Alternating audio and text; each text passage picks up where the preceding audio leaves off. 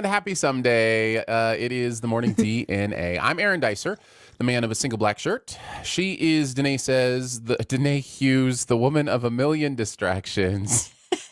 We're going to find out what today, this would be Tuesday, what is it, November 17th, 2020 is made of. I woke up this morning and was scanning my feeds, and somebody was like, it's Monday, tackle the day with, blah, blah, blah, like vim and vigor and focus and all this stuff. And I'm like, it's Monday?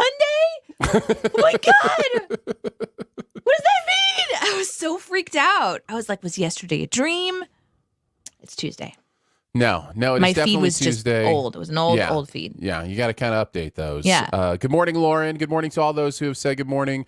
Archimedes Amazonas, good morning to you as well. Good morning also to Lolly and Craig and Nick and Polly and everybody who's kind of popped in and said good morning this morning. We appreciate you for hanging out with us on a someday. I was thinking, if there ever comes a day where we commit to doing more than just Mondays. Like we're sure, okay, now we're going to do like Mondays and Wednesdays, are going to be guaranteed days. Like if that day ever comes, I think we still just have to say Mondays and some days. Like even like in a distant future where we're going live, Monday through Friday, whatever, if that, world happens, we'd still say Mondays and some days. It's just become too much of a thing, right? Like it is what it is. Well, I have it tattooed on my body now. So.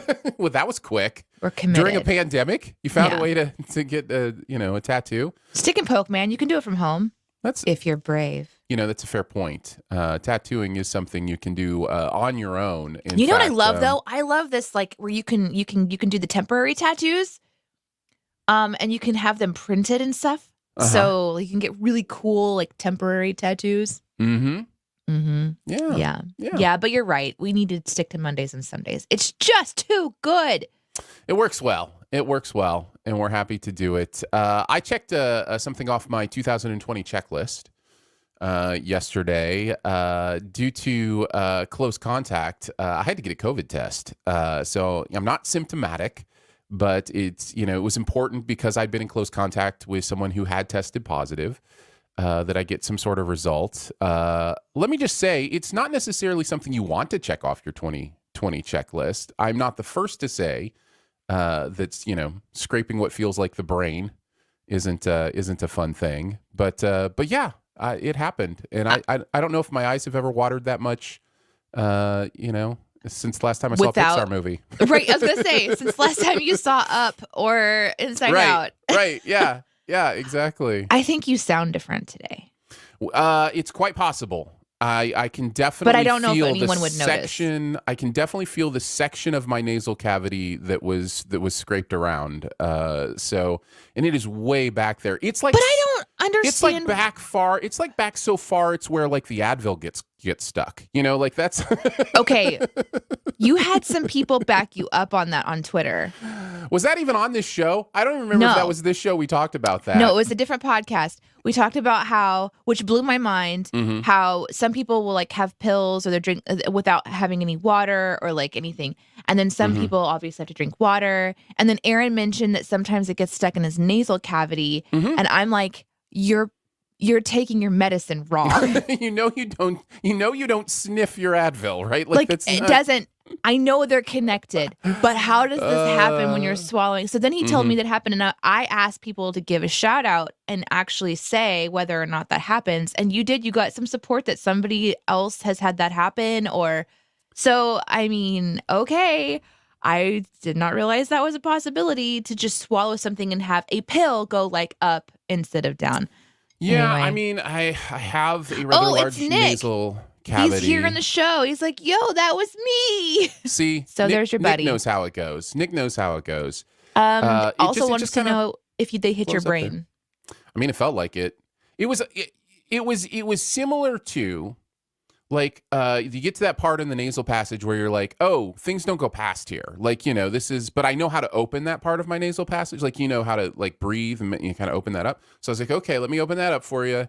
And got the thing past there. I was like, okay, that's not too bad. And then there was like another inch or so, and it was like another thing. It was like, now we got to go through this part. And I was like, where are you going? It was like, eventually just hit the back of the spine, I think. It was just like, Oh, okay, no. this much of the cotton swab is in my head somehow. I don't know how it goes in there, but I feel yeah. like there's a better way. Yeah. There's got to be a better way, right? I know there are saliva tests and there are different tests that they've come up with, but I think maybe those are more expensive and not as broadly Accurate, maybe, or something. available or accurate. And that was the other thing was like I could have done a self-administered test at like CVS. They'll do that kind of thing where they like give you the swab and they're like, okay, do it yourself. And I was like, I'm not doing this myself because I want to know for sure. Like, if I do this myself, I'll be like, okay, there you go.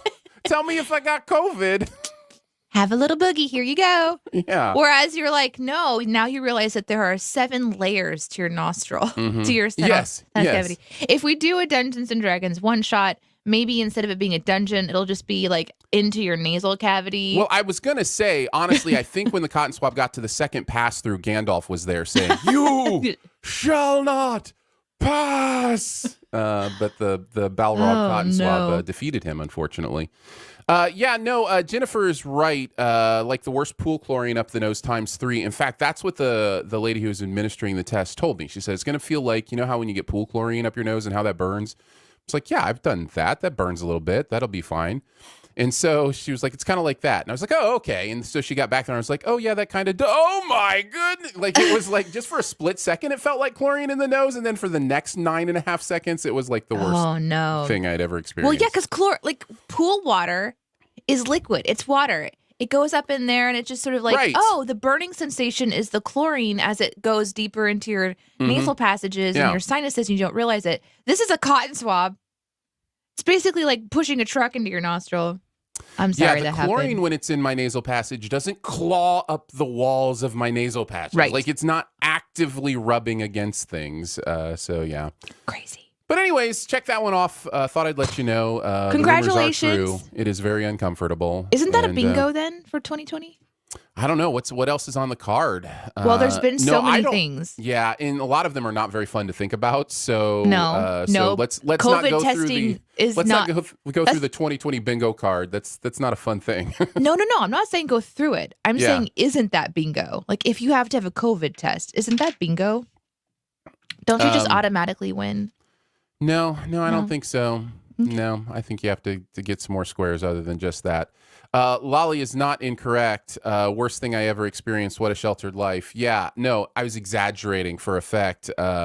Although, honestly, I have lived a very sheltered life, and it is amongst some of the worst things I've experienced. So I guess dying would be at the top, though, right?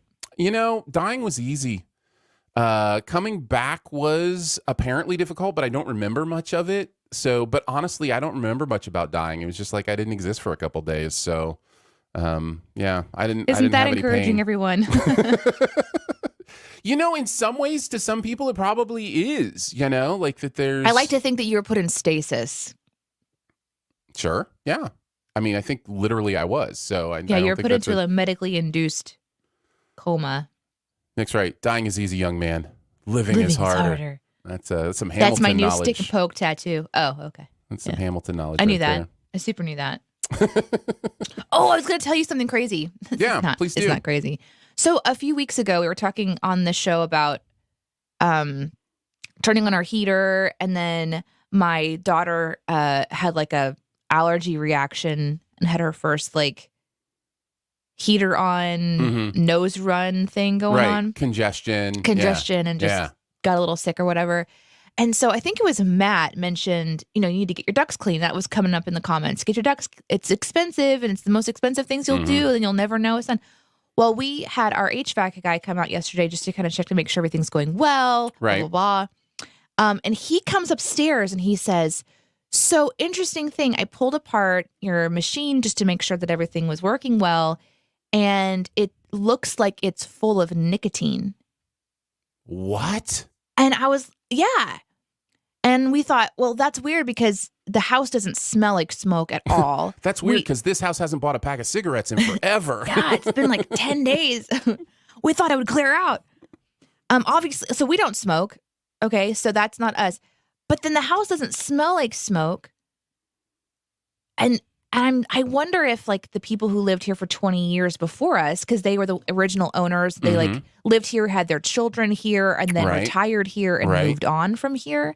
If at one point in time they did or something, or maybe their kids smoked in secret downstairs and blew it into the machine, you know? Right. Yeah, Not that yeah, I've yeah. ever done anything like that. Like, not that I would know how to do that or whatever, but Not that this comes from a place of experience or understanding in my own life as a rebellious teenager / young adult. I have no experience with that whatsoever. But anyway, so we were like, what in the world? So he says, there's a really good chance that the ducts have never been cleaned before. This is pretty dirty. Very much recommend a duct clean.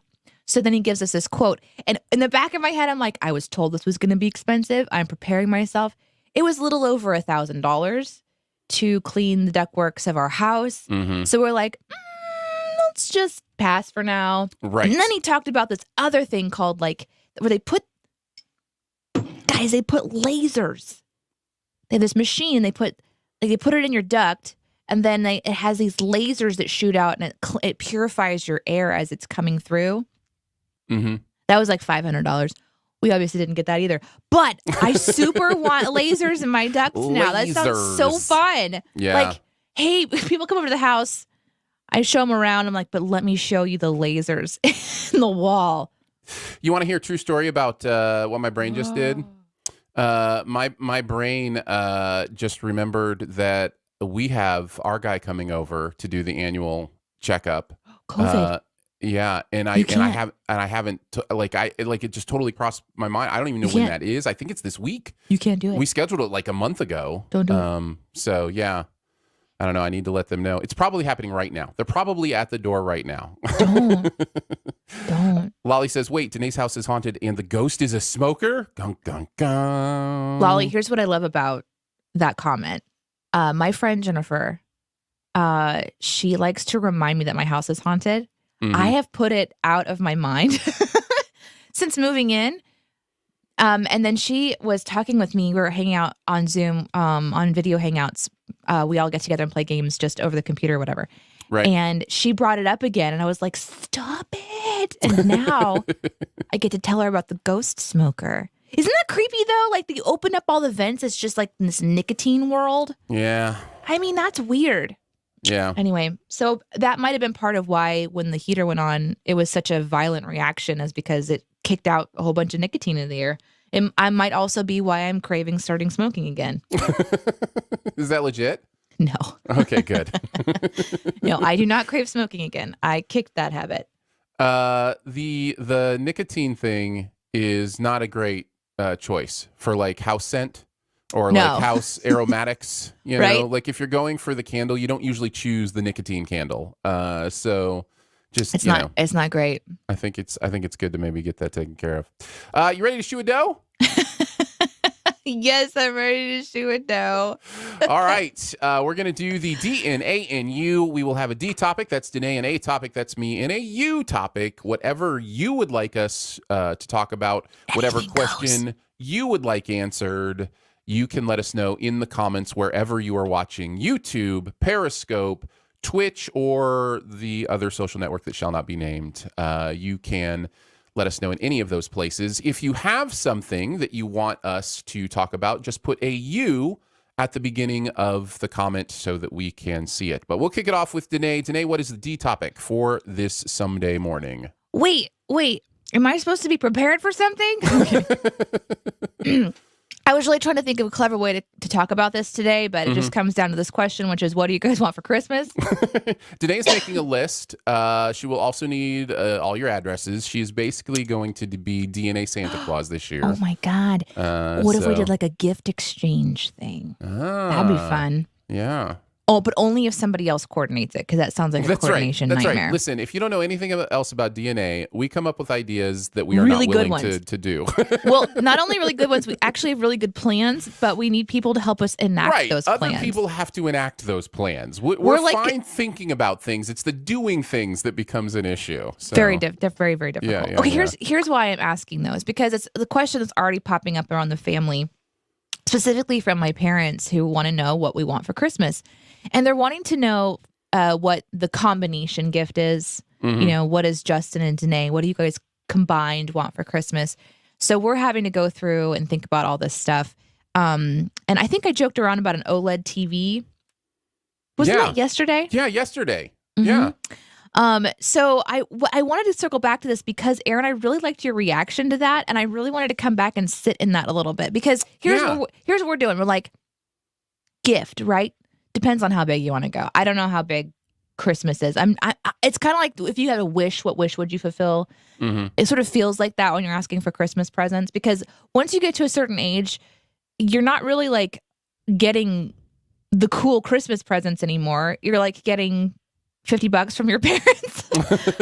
Right. Or right, socks totally. or something, Yeah, you're just getting cash, whatever. So this question specifically is like, what do you want for Christmas? As if someone was going to get you what you want for Christmas. It's kind of like that wish question. This is sort of like fun. So it's like Genie in a bottle a little like, bit. Yeah. I just wanted to ask something fun today. Like if you could just, have something for Christmas this year that would just be awesome. I'm kind of curious what that would look like for you guys. Because for us, we're dreaming about silly things like an OLED TV or whatever.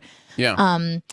But, if I could have whatever I wanted for Christmas, I have decided, again, this is the Genie in a bottle. Santa is a magical elf being that can give you whatever you want thing. I would get an IKEA closet makeover. Because Elizabeth was in the chat talking about like a new jewelry thing. I want like a whole new closet layout because this house has a really old closet layout. And my closet's super clunky. It's not very functional. It's definitely a downgrade from our last house, but it's okay. Like I'll take a hit. Not a big deal. I'll make it work. I've had worse closets before. I actually lived in a closet once. True story. So, So I'm like, oh, it'd be cool if I had one of those really neat ones where it was built into the wall in a specific way and it had like the cool drawers to pull out and stuff. So that's where I landed. But as you went like home renovation, like full on home renovation. Yeah. Yeah, I've actually been thinking about quite a few home renovations. That would be kitchen for me. Like a big time kitchen renovation, take out a wall, get a new oven range, like that whole thing. Would you go gas oven range or electric? No. Electric flat top oven range is what I would be digging on. But that's not where my brain goes normally. If you're really giving me Genie in a bottle, like reasonable Genie in a bottle, obviously, if you're asking me what I want for Christmas with no limits, I'm talking about trips to New Zealand when COVID clears up. I'm talking about, that kind of stuff. I'm talking at a bank account, with, $1 billion in it so that I'm independently wealthy and can, help other people out. Okay, this is yeah. So it's a reasonable Genie in a bottle. And I feel like a closet's reasonable. Yeah. And that's not going over $5,000. Yeah, mine's over $5,000. You think how much would New Zealand be though? You think it'd be more than $5,000? No. But I mean, maybe not. No, you're right. But yeah, I'm going with a Tesla, top of the line Tesla showing up in my driveway. That's probably where I'm going with Genie in a bottle, with or without a bow. Lots of great answers in the chat. You want to get to some of these? I would love to. Of course, Slab says peace on earth, goodwill towards men and women. We're the United States government, man. We don't do that sort of thing. I like how Nick was a reference. Red Ryder carbine actioned 200 shot air rifle. Yeah, sweet chicken, sir, with the same quote, with a compass in the stock in this thing that tells time. Yeah. That is the correct answer. Scott says, this Christmas I want time to relax, a nice bottle of interesting alcohol on, and I need new Bluetooth earbuds. Okay. Ooh. Yeah. Bluetooth earbuds, man. We use Jabras. We decided to try out the Jabras. We saved up for them. And Aaron got the earbuds, the Pixel earbuds. The Pixel Buds, yeah. I love my Pixel Buds. They are amazing. Let's see. Cyregdo, Danae, I would like a box of Mount G Commander Legends draft packs. Also battery-powered lawnmower. Oh, okay. Like the Roomba for the yard. I realize now this is actually a real thing. You can actually get a Roomba for your yard, except for cutting grass. Well, I don't know if they're specifically talking about the automated one, but you can get battery-powered lawnmowers that just you recharge and then go mow your lawn. Like they don't have to be automated as well. But yes, the automated ones are battery-powered. Okay, well, too, and since they plug themselves in. If we're being pretend Santa, then I'll just have to get exactly what you asked for and not my interpretation. But we were really looking at a little robot for our yard just for fun. Like, hey, what would it be if we just set this little guy loose in the backyard? Yeah. But we were a little bit concerned about all the doggy piles causing trouble. Yeah, you do have that when you have we pets. have dogs, so yeah. what happens if they try to mow that? You know. Ugh. Well, literally, it's when the poop hits the fan. Lauren says different Monopoly sets. So yeah, that's fun. How many different ones though? Well, it's crazy how many there are. I don't know. The last time I was at Walmart was a long time ago. But the last time I was at Walmart, they had an in-display, Danae, this will kind of blow your mind. Okay. They had an in-display of our little town, Monopoly. So what do you mean our little town? Where we live. The little town we live in, Monopoly. And it had like all the places like right around here. Like a local, like genuinely local one? Genuinely local Monopoly. How why? How why? It's just crazy. They just do individual Monopoly stuff. So, yeah, it's pretty amazing. Craig says, for Christmas, I want a PS5. I'm not at that age yet. Myself is getting me that. So, yep. Yeah, there's a PS5 at Danae's house. I've seen it. Yes, my husband saved up for quite a while. Maybe I'm wrong. So we both we give ourselves a little bit of allowance, like play money. Mm-hmm. Yeah, I think that's every really good. week. That's a smart budgeting move. Yeah. Because we just don't we don't want to go crazy or whatever. I spend mine on food and lattes. I like eating out. That's my thing. As is your want to do. Yeah, Yes. and I rarely have anything left over to go buy myself something apart from food. So I'm always jealous of my husband who manages to do this thing. It's weird, guys. He eats at home. Such a weird thing. It's a strange concept. He also saves money. I don't know how that works. Anyways, so he's been saving up all this extra because he tried to convince me that this was something that was for the home. He's like, hey, that we should put this in our... You can play Blu-rays on it, babe. Yeah. And I'm like, but we stream, so that's not going to work. So you can stream through it too. There's apps and... Yeah. He was so trying so hard. He's like, this is for the family. Iris is going to play this someday. She's like 3. Like, this is a home thing. We need to put it in our budget. So I was like, no. So he's been saving up his money. He got it. He brought it home. And we unboxed it. It was very exciting. It's a very strange looking thing, but everyone's excited about it. It's a piece of modern art. 8417 says, more steelbooks to add to my collection. Yeah, I'm addicted to steelbooks as well. In fact, I just got yesterday the brand new It's a Wonderful Life steelbook, a 4K steelbook. And I gave it to my wife. And I was like, look what I got you for Christmas, because she loves that movie. We love watching that together. And she's like, didn't we buy this last year? I was like, well, that was just the regular 4K disc. This is the steelbook. It's very important that we also get the steelbook. It won't change anything about how we watch the movie, but it'll look really nice on the shelf. So, yeah. Okay, I'm trying to find in my quick Google searching, which is not always really helpful, how many different variations or editions of Monopoly that there are. And I found this. Oh, man. I found this link here. And so this is my quick, without fact-checking version. Board Game Geeks lists 155 versions of the vanilla Monopoly, which is reprints and localizations, and about 1,000 games with Monopoly in the title, like Betty Boop Monopoly, 65th Anniversary Edition Monopoly, Anti-Monopoly, etc. It's its own industry. That's insane. You know, I wonder if they're the only ones that can sell that kind of game. Like if they have what's it called on the market? A Monopoly. Oh, yeah. I know that word. Oh, my gosh. Doc Transy says, I would want a Mini Cooper, 100% paid off. I would like to drive one of those. Those look fun. Wyndham Psych 1 says, yes, me too. I want the home edit ladies to come and organize my house. So, yes. Okay. That's a super cool idea. Is that the couple of is it their sisters or something like this that do the organization by color also? Is that them? Let me know, because I watched their show on Netflix and I found them terribly annoying. That's okay. They do a great job. They can be annoying and do a great job. They can coexist. Sure. People find me annoying, and I think I do a great job at being a human. Abby says, gifts. I'm going to place myself under the tree and remind my family that I am a gift. The gift that keeps on giving. Bravo. Bravo, Abby. Bravo. We back you on that. We back you on that. Pixar didn't happen. Bravo. Yeah, that's right. That's right. By the way, Abby's one of my very, very, very best friends. So I can say that to her. Nick says, this year my wife and I are getting each other new laminate flooring, only like usual, it might not get here till the second week of January. Ooh. So that's fun because we really are doing the same thing, right? Where we're like, my dad, he says, what do you guys want for Christmas? And we're going, okay, so we're really interested in this rug. Turns out rugs are kind of expensive. So we can put money towards a rug. We have this home improvement idea. We're thinking about getting a love seat that's tall in the back because my husband is 6'6". So when he leans back, he has to take a pillow and make sure it's against the wall. So what if we had one that was tall? Just like real basic stuff.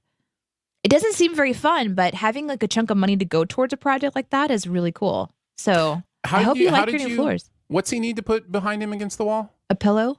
Okay. What did I say? No. I was just, it's one of those words that you can regionalize and hear a little bit. I thought you said pillow.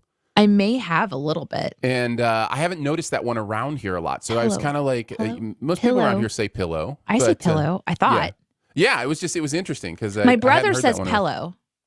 And I think it's adorable. I say cushion. All right. Let's see what else people want. This one's from Cyregdo. My wife wants an OLED TV. Husband spends a large amount of OLED money on a system that would look better if they had bought an OLED first. Yes. We're doing that thing right now where if we're gonna get another TV, like a larger television, we can get, a really big one for around $500 or something that works just fine. But if we save up for another year, we could get one that does what Aaron's TV does. What kind of TV do you have, Aaron? I've got the LG OLED. I think it's the C9. I think it's 77 inches. Highly recommend those big, 80, close to 80 inch TVs when they're really nice, when the resolution and the contrast is really nice. Yeah, I'm super interested in stealing yours. Okay, this one's from Cobalt Spider who says, I found a Monopoly game from 1939 to 1940 in an estate sale earlier this year. Nice. Ooh, I love stuff like that. Did you see Lolly said they have Dachshund Monopoly, which I thought was interesting. I used to My have a mom dachshund. would love that. She has a dachshund. She's a long-haired dachshund. They're dachshund. They're dachshund peoples. Well, that was fun. Guys, thanks for dreaming with me. It's kind of fun to think about that stuff. Here's what I wish. I wish I could buy what everybody wanted for them. That's what I wish. Yeah, that'd be a fun world. It would be a fun world. I think what we're coming to understand is Danae she hates Thanksgiving. She's just skipping over Thanksgiving. She just wants to talk about Christmas, Okay, so I had posted on Twitter earlier that I hadn't thought of my topic yet when I was coming to the table today. And somebody said, I could go look it up and see who, but somebody said, like, talk about your favorite Thanksgiving song. And I'm like, they were just teasing me, right? Because there's no Thanksgiving songs. Right. I mean, I'm sure there are. But then you just said skip Thanksgiving. And now I'm thinking, oh my gosh, am I omitting? Because I love Thanksgiving. You've got a little Thanksgiving blind spot, I think. Today, this year. I think you're just ready for Christmas. I think I think I get that. I think I can totally understand that. I actually am kind of ready to skip Christmas. I want to have my birthday this weekend, and then I just want to skip to Christmas. That's true. Well, today is a holiday you may not know about. If you're ready to go on to the A topic. Let's do it. I think people are aware of this, but maybe didn't know it was today. It's Unfriending Day. Happy Unfriending Day. Today is the day you're supposed to go through your social media and kind of cull it down and make sure you're maintaining a reasonable. Yeah, do a purge today. How do you feel about purging your social media, Danae? I'm already doing it. Actually, just needed a little excuse. Just give me an excuse. I did this earlier this year. Yeah, how'd it go? I loved it. I realized that, well, first of all, I skipped out on Facebook. I think it's almost been a year now. Because I'm pretty sure it's been quite a while. It was before it was cool to say you're going to Parlor or whatever the craziness that's going on right now. Oh man.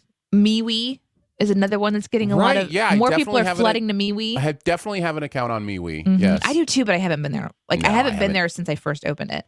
No, I think you realize once you leave the social media network that shall not be named, that you really don't miss it. You don't need that part of your life. You know, the people who are important to you, you have other connecting points. That's what I found, at least. So I pretty much am only on Twitter and Instagram. So after I left Facebook, I was trying to figure out what to do with Instagram because I realized that having like around 1,000 followers on Instagram is fun and everything. But then I was like, ooh, I don't know how I feel about posting. I'm missing my friends. I don't see any people that I spent time with, especially now that I'm not on Facebook. My feed is just, it's people I shouldn't be following, like brands or people that I think do really cool stuff, like cooking, or that their house looks really neat and organized, or they work out. And that's cool. Like, great abs. Love your shape. Super great job. But, you know, why am I looking at it? So I started. What purpose does it serve? Yeah. Yeah. And I think it's to kind of go, oh, that's what I want or whatever. That's the house I want or whatever. But I'd rather think I see my friends. So I went through and started unfollowing all the brands. So I got all my follows down. And then I decided to do something where I flipped it over, where I had a public Instagram, which is @Danae Says, where I can just kind of post some stuff about my life. And then I just started like calling people that maybe I met when we were in radio, that have been fans or following for a while, and just like, I want a fresh start. I want a place where it's just me and a few people. So I actually booted a whole bunch of people from Instagram, and yeah, it felt really good because I feel like more in control, I think, and people can't, they don't have access to my entire life. But as far as like unfriending people, I think that's a different thing. There's like, when I think of unfriending, it's like, oh, our relationship is over. But in social media, it's different, right? You just have to kind of figure out who you want to be who you want to be influencing your feed, and vice versa. I think that's part of the perspective we have to get over, is this idea that it means something, that like who your quote unquote friends are on social media is some sort of important indicator of your value to them or your value to the world in general. I think that is part of the issue that happens with social media. The social pressure that happens with it is, why didn't this get more likes than this did? Do people not like me? Do people, and so instead of that little like button being an encouragement, it becomes a discouragement. It becomes one of those things where it's like you're always chasing it and wondering what it's about. So for me, I am now Twitter only, and I limit my Twitter follows to 200. Any more than that, I feel like I can't really keep up with those people. And I just follow people that, I find intellectually stimulating, interesting. It doesn't have anything to do with their value as a human being. It just has to do with they post the kind of things that interest me. And so that's different, right? Like, I think it's important to realize that's different. If I don't follow someone on Twitter, it's not because I don't find value in you or I don't want to have conversation with you or any of that stuff. It's just that's not how I use social media. I think you're very wise in that. I like there's certain brands or like entertainment things I will follow because I just that brings me happiness. Mm-hmm. But I just went through and I kind of just shifted it down to where the people that I'm following and getting my influence from are people that I really want to catch up with. Since I don't have Facebook anymore, I don't get to see their family or like what they're doing anymore. So it's really that real estate for me is really, really valuable. And if there's people that are incredibly negative all the time, I don't know. But I didn't do that on Twitter. Like on Twitter, I started following people back. I have this one particular thread that I pinned to the top of my Twitter, which is just basically a shout out to people who I've met over the last year plus since working with this new team, and just my gratitude for that. And anyone who likes that, I follow. And I did that because I was just kind of curious about like the people who I'm going to be meeting in this new sphere of entertainment and stuff. Mm-hmm. And it's just been really fun. There's been so many great conversations, but I follow a lot of people on Twitter. So my Twitter feed's constantly full of stuff. So, I mean, maybe it's cynical, but my Twitter feed is just as much about networking as it is about quote unquote friendship. It's just as much about, contact with people in my industry, people I'm, interested in developing professional contacts with. It's just as much about that as anything else. And the reason I like Twitter is because it's all public and it's, and it's limited. And so there's something transactional about other social media platforms where it's like follow back, follow back. And with Twitter, it's just you follow who you want because it's public. I mean, you can have a private Twitter account. That's certainly a thing that exists. But there's not so much of a transactional nature to the follow back in Twitter that I've seen. Everything's fine. Things are just falling apart in my little closet. And I find if I'm active in culling my social media on Twitter, that negativity, I don't see it. Like people talk about blocking and muting and those kind of things, and I think those are valuable mental health exercises, on Twitter. I have literally never experienced that. I've never experienced a negativity where, I would think, man, I got to mute that person because they're just, purposefully trying to make me feel bad. And I mute people that annoy me, whether they make me feel bad or not. If anything, I'll have a feed and there's someone that'll say something that's just asinine, and I'm like, you know what? I don't even want to have them in my and I'll just do that. That might come back to bite me later. I don't know. I'm really liking some of the comments that are happening over here. Throw some up.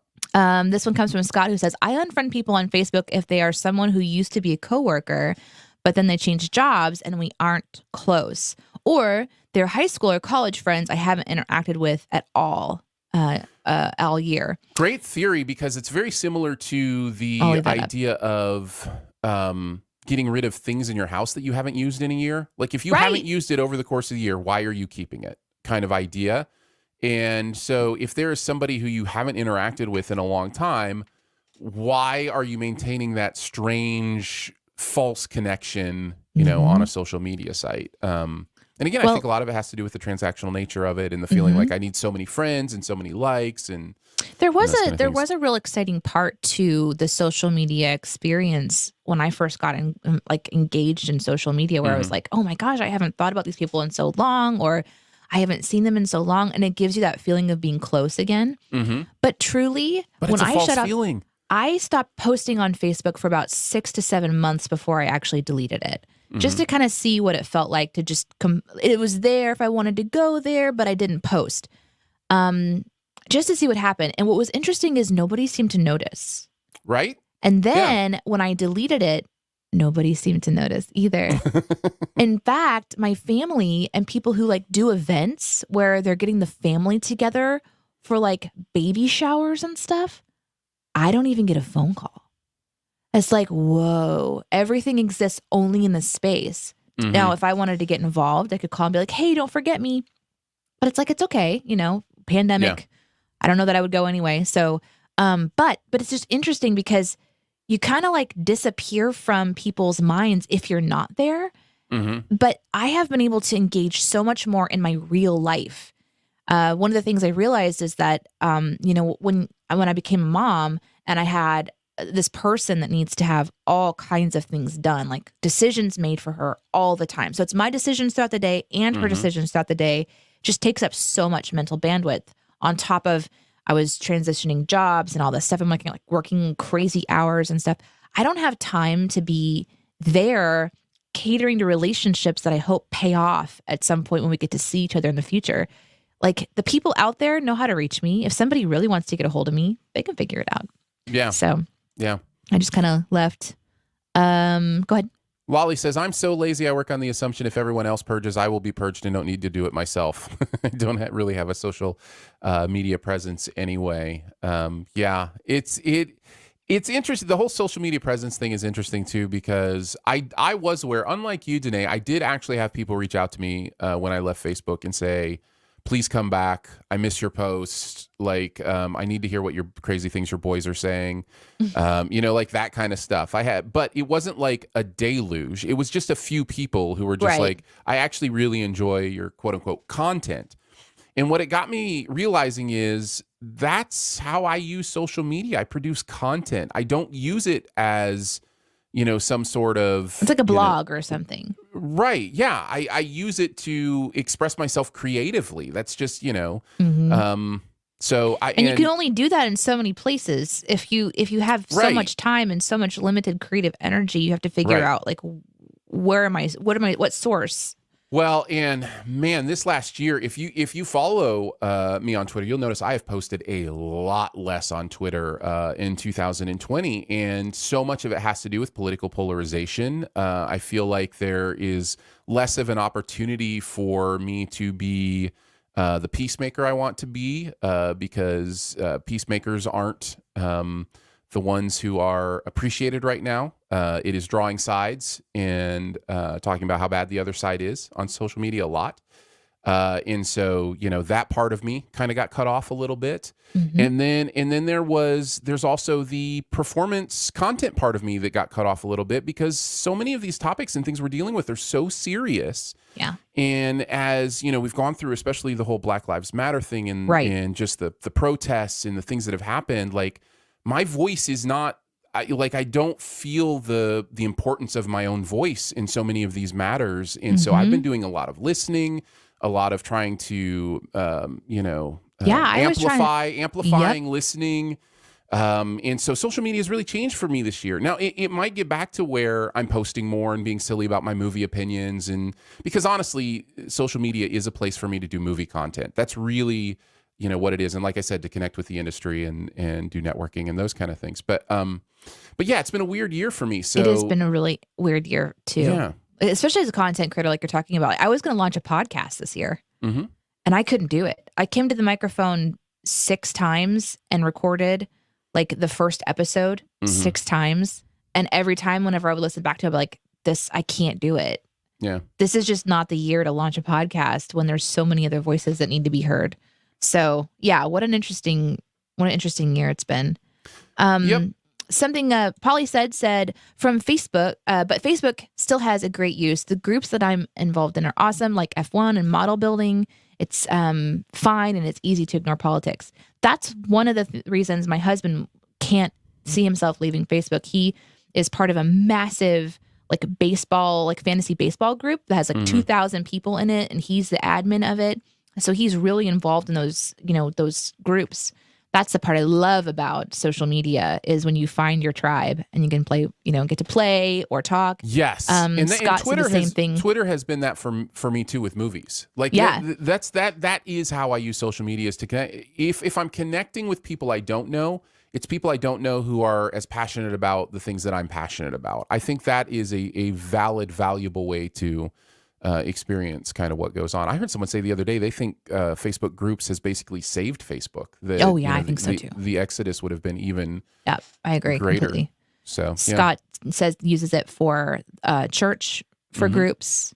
Polly said something interesting too. It's becoming like all streaming services where you have too many places to connect, so we end up losing people that we don't want to lose. This is actually one of the reasons we love this platform that we're on right now, is that we're cross-platform. So this show allows us to stream to multiple locations and bring everybody together, because we experienced that same problem, right? Where we wanted to do something for you guys, for ourselves, and for you guys to connect with you guys. And but where does it go? Where does this belong? Where does the show go, or whatever? So I do love that technology is kind of still able to keep ahead.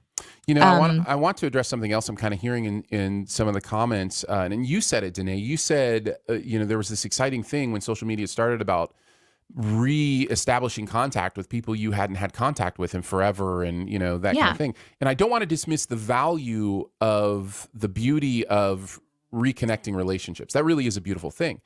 However, I began to find out that there's a reason we only have a handful of friends. Like there is, it is a human limitation to really feel like you can have deep friendships with 1,000 people. It's not built into us to be able to do that. Well, the studies show a dozen. It's hard. It's going to max you out as a human to try to have a dozen real meaningful relationships. Like I attended a conference last week, and there was this social media, like, how do you succeed on social media as a brand or whatever? And people who have success are the ones who can figure out how to engage one-on-one with their people. But let's say that you have 25,000 followers on a social media outlet. Right. How and you post like, have a great day today. Hope you're doing wonderful. How do you respond to every single one of those messages as an individual who also has a full-time job and a life? And so I think like what they're seeing is that the brands that are really like experiencing, success are the ones who are engaging with their listeners and making the time to go in and respond to every one of them. But that is like a full-time job. It is work that's not to do that. Relationship. That's work. It is. And that's what I was going to say is it's not actually a relationship. It just has that feeling of being seen and known, which is really, really valuable. Obviously, people want to be, especially right now, they want to be seen and known. You guys, I mean, like that's part of what we love is being able to put up your comments and like interact with you. Well, we've talked about the 30 or so people that hang out with us, the mornings that we decide to go live. And it's if that were 3 people that wanted to hang out with us, we'd be having so much fun. And if that were 300 people, it would be a little overwhelming, but we'd continue. We'd probably have to hire someone to hire go somebody through to help us. But what I'm saying is it's not dependent for us on, the size of the audience. We find the value in each of you to be valuable. We also know our limitations in being, deeply, having deep relationships with each of you. It's not possible, but we want to have But we have the proper some kind of relationship. Yeah, exactly. So Aaron, we want to have proper relationships with people. That'll be an interesting clip somebody cuts out. I did want to put this one up from Nick earlier, who says, there are about 10 people I want to unfriend, but they post hilarious memes, just enough to save them. Nice. Mariella says, hire me once you reach 1,000 subs. Deal, Mariella. You'll be our first contact once we hit 1,000 subs. Oh my gosh. We'll make that happen. Anything else about social? I thought it was a fun conversation. I think it's important. I do too. I do too, because I do think there is a lot that we see in our social media that is really on the verge of deceptive. There's a real falsity to our understanding of our relationships through social media that I think we would be better off being honest about those relationships. And I have one friend from high school who has maintained constant contact with me, checks in with me, says, hey, how are the kids, that kind of stuff. And that's, that is the person when I got off Facebook that was like, well, how am I supposed to connect with you? I said, text me. Here's my number. Yeah, right. And she does. She texts me. She says, hey, hello, how's it going? So, yeah, I think it's important to me to understand the difference between those two kinds of relationships. So it's a valuable thing to do and think about and consider. So. Very nice. Well, we're going to move on to the you topic next. Yeah, we don't have a ton of time unless we want to go long today, which I'm fine with. I don't have anything. I don't have a meeting. I don't know where to be. We're done in an hour. Well, then we better just jump on it. But I saw some you topic questions up above, so I'm going to try to scan up and find them. Okay. But I'm not sure if I can. Yeah, I saw a couple as well. So you might want to repost them down below, and we'll get to those. Here's a good one. Okay. Cobalt Spider says, what is the first podcast you remember listening to? I know mine. What is it? Skittle Sandwich. Wait, are you serious? Mm-hmm. So did I introduce you to podcasting? Like, is it, actually that does make sense. I was way early on the podcasting thing. You were making podcasts when you had to actually know how to do coding, like website coding to create a podcast. Yeah, I did all the RMS, the XML, XML, all that kind of stuff. Yeah. Yeah, you were doing all that. And we had connected for the radio. We were doing our radio show. And you said, we need to do a podcast. I was like, what's that? So then you were like, oh, I used to do this podcast with my friends. I would edit it. It's like this longer form thing, blah, blah, blah. So then I went over and you helped me find it. And I listened to it and I loved the idea of it. I loved the show as well. I was able to hear you like banter with other people for the first time because we were super new friends. This was like almost 10 years ago. Yeah.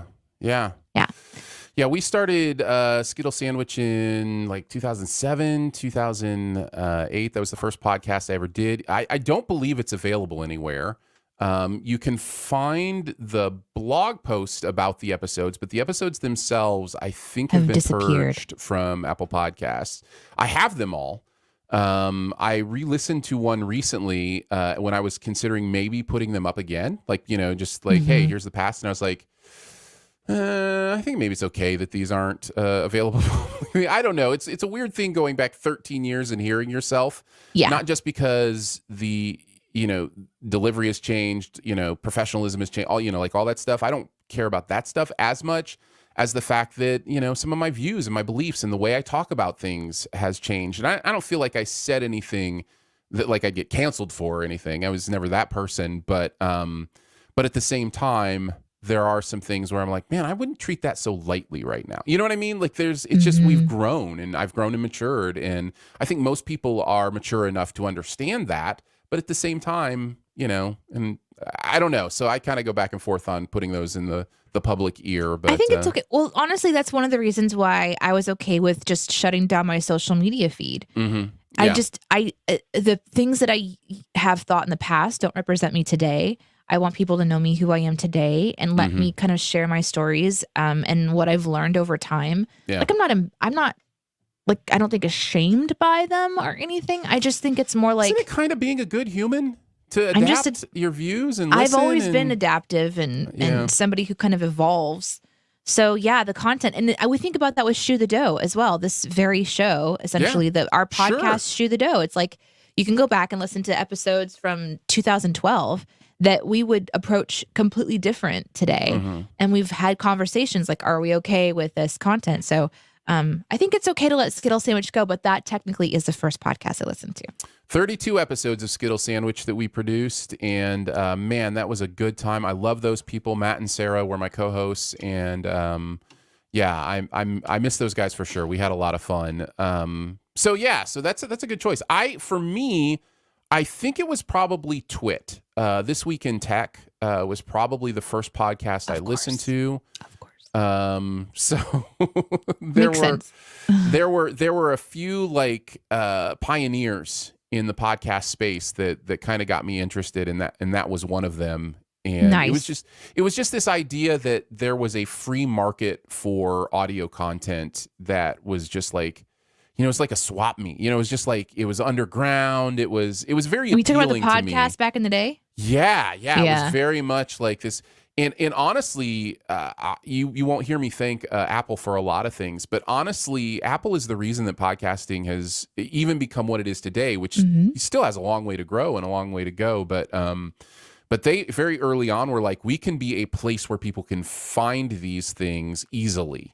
Yeah. It wasn't easy to create a podcast. Now it is. Yeah. So it's like this interesting like thing. But yeah, those are the two. Yeah. Okay, I have this one from Craig. New topic. Have you seen Attack on Titan and what do you think? I have not. I haven't either. So sorry. Yeah. I don't even know what it is. Yeah. But I'm going to go Google it right now. No, I haven't seen it. What is it? Oh, Slab says, pretty sure Kevin Smith's Smodcast was my first. Yeah, Kevin Smith was in on the podcasting thing early as well, and I definitely did listen to Smodcast. One of my first favorite podcasts was when the guys who created Lost did the official Lost podcast.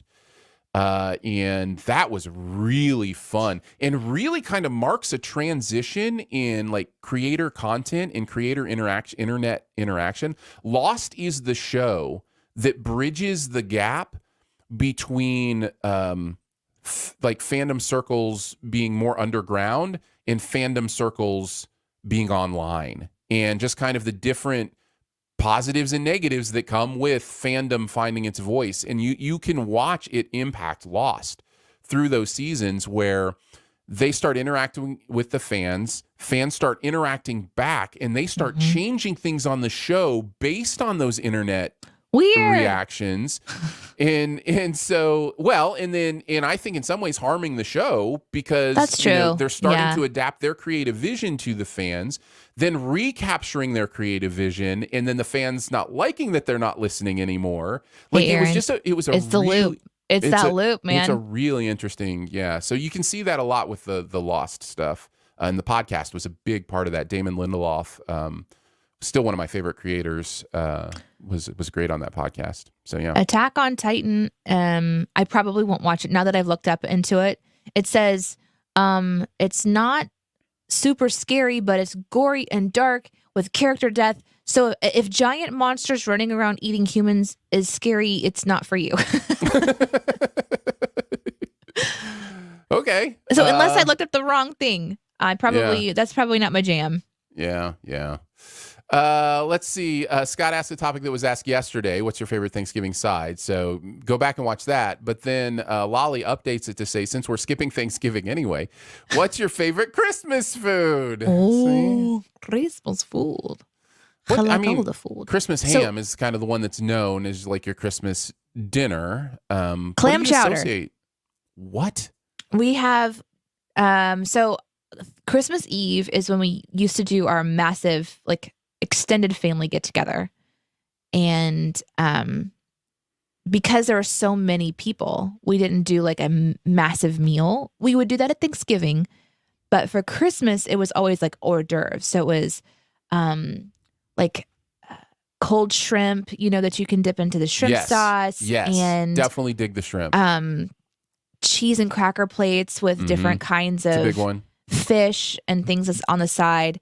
And then, but the big thing that you ate was like this massive pot of clam chowder with like potatoes and clam and stuff. So weird as it may be, that's my jam. I miss those a lot. Traditions, jam, huh? Traditions change when your grandparents, like get older, maybe they pass away, or people move. Traditions kind of shift and change, and so as the years went on, family moved apart and things, and so it got smaller and smaller. My grandfather passed away a couple years ago, and so things have really shifted since he's passed away. But my mom and dad came over the other day and made one of the dishes we used to have as a family. So we've definitely done the smaller version. But yeah, that's the one for me.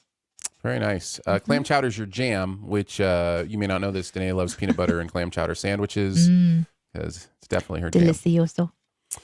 I would have to go with cookies. Cookies in general. Does it not count like Christmas because of course it counts. My wife will make. She just goes into a baking frenzy. It's an annual thing. It's just like delicious the swimming of the salmon in Capistrano. Like it's just, it compels her. And she like does shortbread cookies that are just absolutely incredible. Of course, the regular Christmas cookie, like the sugar cookie thing, gingerbread. Shortbread cookies. I'm not a huge fan of gingerbread cookies in general, but when they are warm right out of the oven, man, they're good. They're good. So I don't mind gingerbread, but I don't like them. Like I have one small gingerbread, and I'm good to go. Yeah. Snickerdoodles.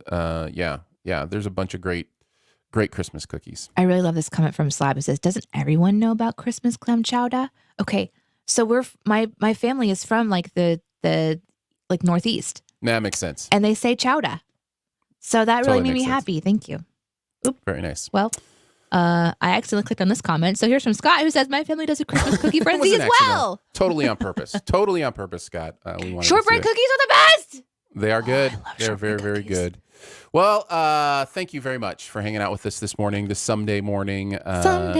And we, like we said, we always appreciate hanging out with you guys. So I will give a reminder. The poll is still up for another 2 days to pick the shirt that you want Can me we to check wear. in on that? It's still the Dragons are still winning. Dragons are winning. So yeah, you can check on that. If you want to be a member of Team DNA, go to patreon.com/studiodna. And I think that's down below. You can see it. You can see it down below when it scrolls. It's the next one. This is good. This is fun when you pick the time to talk about it when it's going to take the longest word. There it is. Okay, Aaron, you have to pick it up. Pick it up, Aaron. Pick it up. At patreon.com/studiodna. Yeah, if your shirt isn't winning, you're going to have to rally your friends. That's the only way to get your shirt to win. So, Aaron will be ordering a shirt soon. That's very exciting. Yep, in a couple days. Thanks to our patron supporters. You guys are amazing. We love doing this. We are able to do so much more because of your support. You can find out more, like Aaron said, /StudioDNA, and follow us on social media with Twitters. I'm on Instagram. And yeah, thanks for hanging out. We super Love you love guys. to hang out with you guys. Catch you on the next Monday or someday. Bye. Have a good day. Bye.